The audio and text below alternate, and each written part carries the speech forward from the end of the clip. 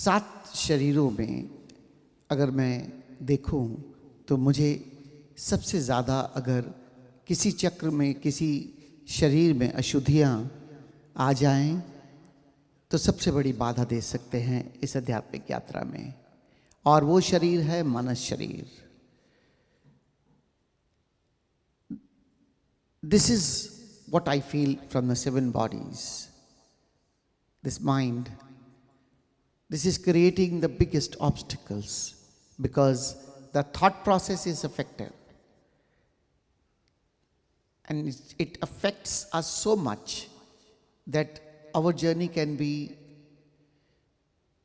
derailed due to these thought process.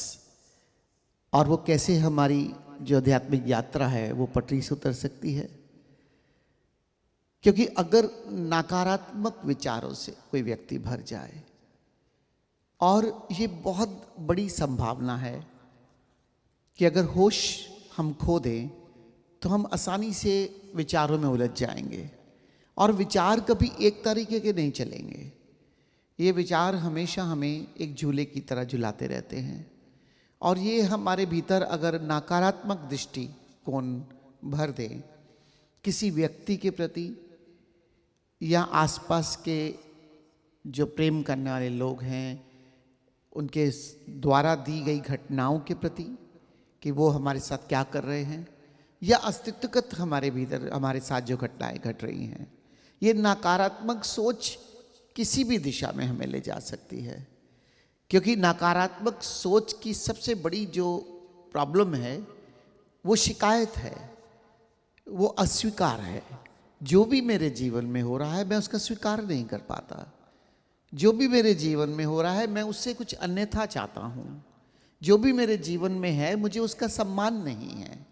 जो भी मेरे जीवन में है मैं बस उसे अच्छे बुरे के लेबल के साथ आंक कर हमेशा उससे उलझा रहता हूँ। इसीलिए ओशो ने बहुत जोर दिया कि तुम लेबल लगाना छोड़ दो, क्योंकि हम अपने अनुकूल जो भी हमें लगता है हम उसके द्वारा परिभाषित करने लगते हैं कि ये सही है या गलत है, ये ठीक हो रहा है या गलत हो रहा है।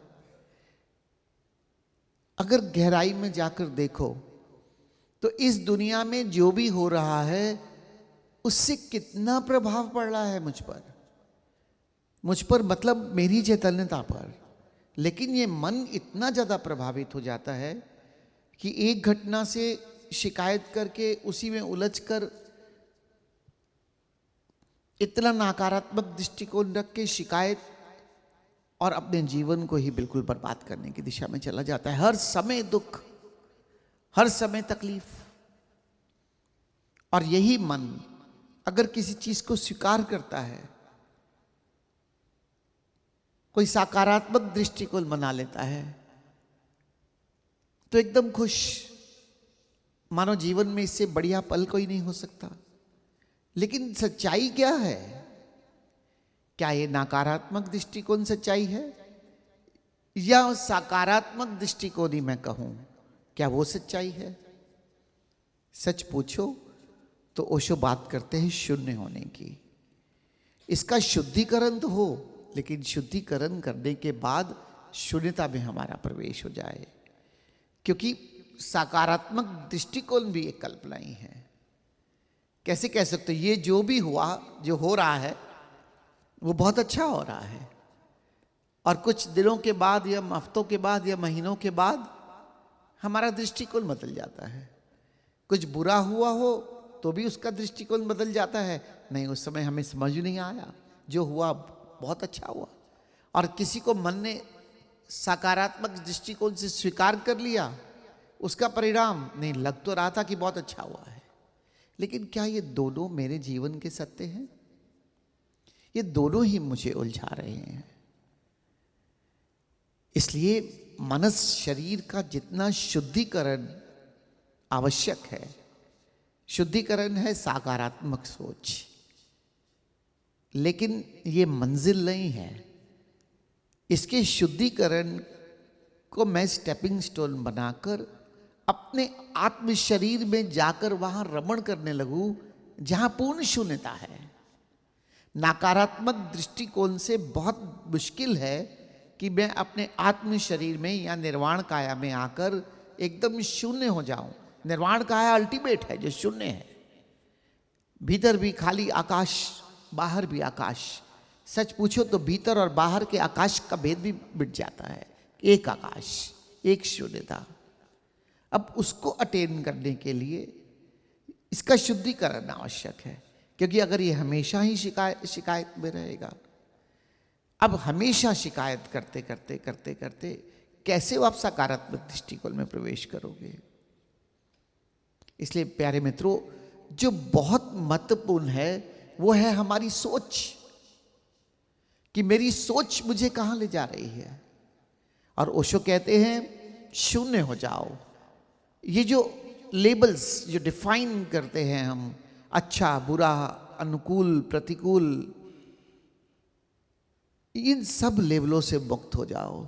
और यही परम मुक्ति है जो हमें मोक्ष तक ले जाती है। परम मुक्ति क्या है? परम मुक्ति मेरी इस कंडीशनिंग से भी मुझे मुक्त करती है। सच पूछो तो अल्टीमेट मुक्ति क्या है? बाहर से किसी चीज से मुक्त नहीं होना, आप स्वयं से मुक्त हो जाओ। क्योंकि हम स्वयं से ही बंधे हुए हैं। किस चीज से बंधे हुए हैं? अपनी मान्यताओं से, अपनी धारणाओं से, अपने मानसिकता से इतना बंधे हुए हैं कि हम उससे मुक्ति नहीं होना चाहते। अल्टीमेट फ्रीडम है freedom from your self. When I say that you have to purify this body, that means it is not that you have to free from the negative thoughts. Actually, you have to free from the positive thoughts also, because thoughts are the thoughts. But directly jumping from the negative thoughts to your emptiness or the nothingness is sometimes quite difficult, because you are in the vicious circle that all the time mind is thinking negative, negative, negative and negative. Now breaking this negativity, the circle of the negativity, there is only one way, that you have to become positive. And positivity is what we say, that always having the feeling of gratitude or the love or the compassion or whatever is happening, you are accepting that with no complaints. And then only there is a possibility that you can come into the last body, that nirvana, where there is totally nothingness. And if you don't purify this process, then you can't come into the positivity, and from that positivity there is a possibility that you can come to the nothingness. तो इस मानस शरीर का शुद्धिकरण बहुत आवश्यक है. The purify of this mind is very necessary for the inner journey, because this body is involving us all the time into the illusions, all the time into the contemplations. And if you really want to attain a moksha, that is the freedom from, actually not from the outside everything, not from the conditionings, from the outside, whatever is happening around you, from the incidents, how you are taking it.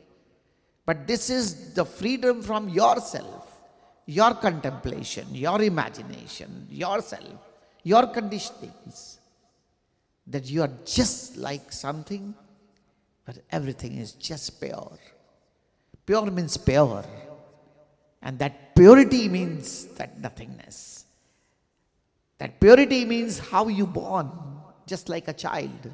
And you become the child, a playfulness, no seriousness, no definition. You are not even in the past or the future.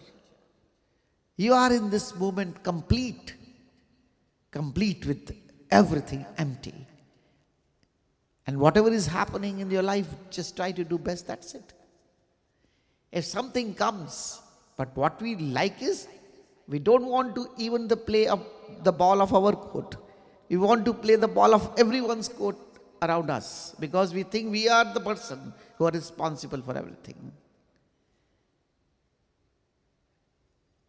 This is what we are involving such things, that always and always this mind is creating problem for me. अपने ही जीवन में जो हमारे पास हो रहा है, हम सिर्फ उसी के लिए नहीं खेलना चाहते. हम सोचते हैं हम इतने जिम्मेदार हैं हमारे आसपास के जितने भी लोग हैं उसके लिए सिर्फ और सिर्फ मैं जिम्मेदार हूं, और मैं खेलना चाहता हूं दूसरे के कोर्ट की बॉल्स को भी। क्या इतना कुछ करने की आवश्यकता है? बिल्कुल नहीं। जीवन में बहुत थोड़ा है जो आप कर सकते हो, जो आपके करने लायक है, जो आपके सामने आता है। इसीलिए जनक और अष्टावक्र संवाद में जब अष्टावक्र जनक से पूछते हैं कि क्या तुम कर्म कर सकते हो, तो जनक कहते हैं कर्म भी मेरे हाथ में नहीं। तो अष्टावक्र पूछते हैं अगर कर्म भी तुम्हारे हाथ में नहीं तो तुम कर क्या रहे हो? तो सिर्फ और सिर्फ इतना उत्तर देते हैं, जो मेरे सामने आता है उसे मैं बेस्ट टू माई एबिलिटी निष्पादित कर देता हूं।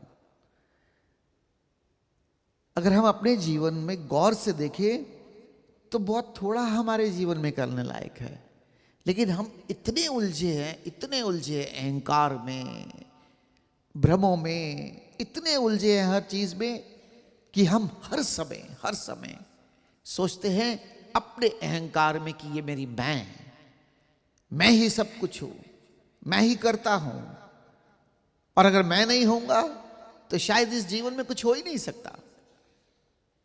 और जिस भी रोल में हम आते हैं हम सोचते हैं कि बस ये मैं और ये मेरा अहंकार, यही अशुद्धि का सबसे बड़ा कारण है।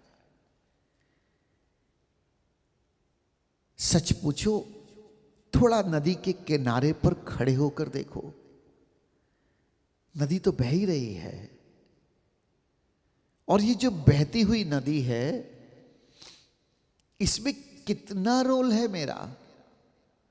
और ये जीवन सच में एक बहती सरिता की तरह है, बहती नदी की तरह है, जो बहती चली जा रही है निरंतर। रास्ते में चट्टाने भी आए तो लड़ती नहीं, अपना रास्ता बना लेती हैं, लेकिन बहने में विश्वास है। क्या मैं अपने जीवन को सिर्फ एक बहती सरिता की तरह नहीं देख सकता कि जो भी आए बस मैं अपना मार्ग बनाकर बहता चला जाऊं, बहता चला जाऊं, बहता चला जाऊं? लेकिन मेरा अहंकार मुझे लड़ना सिखाता है, हर व्यक्ति से, हर घटना से, हर परिस्थिति से, कि मैं उलझना ही चाहता हूं। और ये है सबसे बड़ी अशुद्धियां जो मेरा मन क्रिएट कर रहा है। The life is just flowing stream. Just stand on the sides of the river and see what is the contribution. What is the contribution? It is flowing and flowing and flowing. If any rock also comes, it makes the path and just keep flowing. Can't we feel that our life is also just a flowing river? But no, I want to react. I want to fight with circumstances. I want to change the life, not even mine, the life of the other people who are around me. Because I feel, my ego feel, I am responsible for everything. I can change anything. Look back to your life, what you have led. Are you really able to change anything what has happened in your life? लौट कर देखो अपने जीवन को, क्या सच में आप कुछ बदल सकते हो? सच में आपके कारण कुछ हुआ?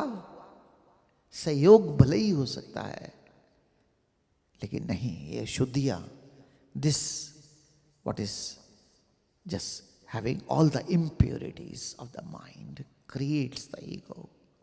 This all impurities of the incidents, how I am taking it, just creates the obstacle in my life. Just keep flowing, flowing and flowing. And be positive. That is the purification of this body.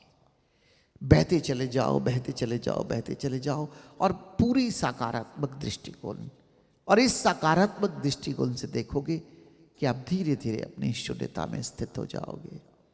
क्योंकि जब मुझे किसी भी चीज के बारे में कुछ डिसाइड ही नहीं करना सही या गलत, तो देखो भीतर खालीपन अपने आप आ जाएगा।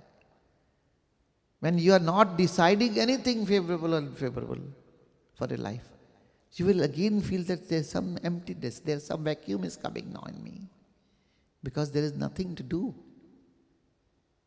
And very when it comes that you have to take any actions or do something, do that with your all positivities. And that's it.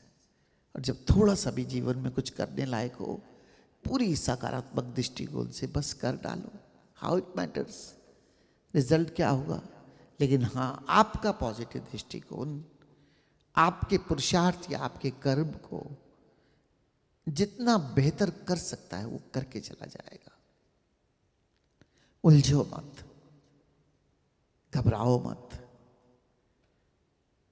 इस जीवन में कुछ भी ऐसा नहीं है जो सच में दुख देने लायक हो, लेकिन मेरी नकारात्मक दृष्टिकोण मुझे दुखी करती है. In this life there is nothing which can make you sad, because blissfulness and peace is my nature of my consciousness. क्योंकि आनंद और शांति मेरा स्वभाव है, दुख उसमें कहीं आता ही नहीं. और यह मन ही है जो मुझे दुखी करता है. इसकी प्यूरिफिकेशन के साथ अपने भीतर की शून्यता में